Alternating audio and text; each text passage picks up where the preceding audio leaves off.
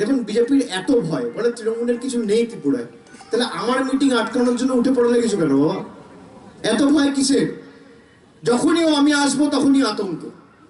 আগরতলায় মিটিং করতে পারবো না, কমলপুরে মিটিং করতে পারবো না, সোনামুড়ায় করতে পারবো না, খোয়াইয়ে করতে পারবো না, আমবাসায় করতে পারবো না, কোথাও মিটিং করতে পারবো না।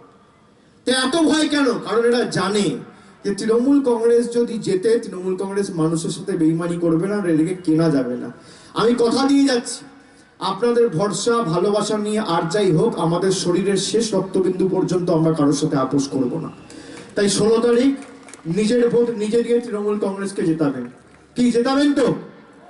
জেতাবেন তো? জোর গলা একবার বলুন, যাতে আমি গিয়ে আশ্বস্ত করতে পারি নেত্রীকে যে ত্রিপুরার মানুষ কথা দিয়েছে।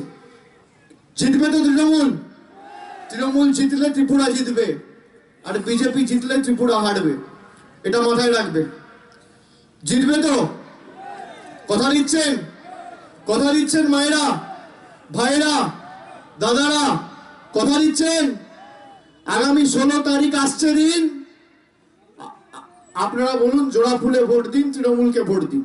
আগামী 16 তারিখ আসছে দিন, নিজের ভোট নিজে দিন, সকাল সকাল ভোট দিন, পাড়ায় পাড়ায় বলে দিন, জোড়া ফুলে ভোট দিন, নিজের ভোট নিজে দিন, সকাল সকাল ভোট দিন, ত্রিপুরার উন্নয়নের স্বার্থে ভোট দিন।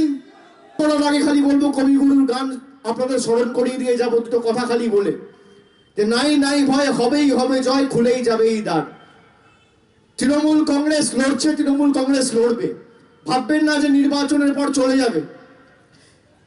তৃণমূল কংগ্রেসের সর্বভারতীয় সাধারণ সম্পাদক তো এখন আমি। আমার শরীরের শেষ রক্তবিন্দু পর্যন্ত আমি আপনাদের লড়াইয়ের সাথে থাকবো, কোথাও যাবো না, আমি কথা দিয়ে যাচ্ছি প্রকাশ্যে মঞ্চে দাঁড়িয়ে।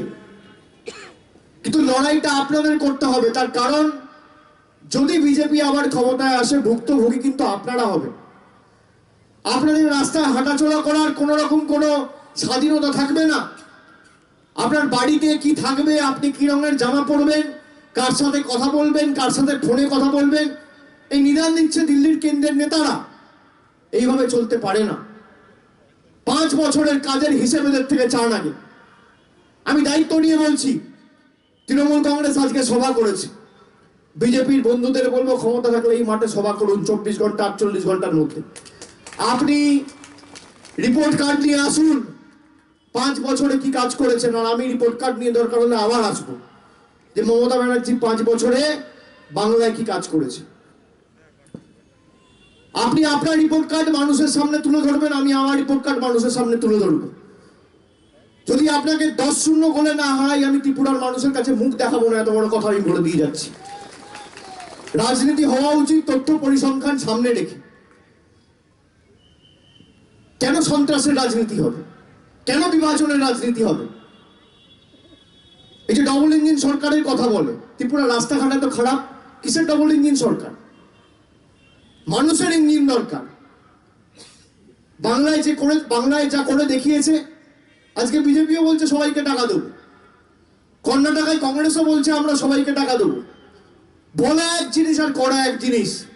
আমরা যেটা বলি আমরা অক্ষরে অক্ষরে পালন করি, আর বাকিরা যারা বলে ভোটের পর ভোট পাখি হয়ে কেটে পড়ে, আর দেখা যায় না। আমরা ভোটের আগেও আছি, আমরা ভোটের পরেও আছি। আমরা প্রতি পদক্ষেপে আপনার সাথে রয়েছি, প্রতি মুহূর্তে আপনার সাথে রয়েছি। কিন্তু আপনাদের আশীর্বাদ, ভালোবাসা আর দোয়া থেকে আমরা যেন বঞ্চিত না হই, এটা আপনাদের সকলকে সুনিশ্চিত করতে হবে।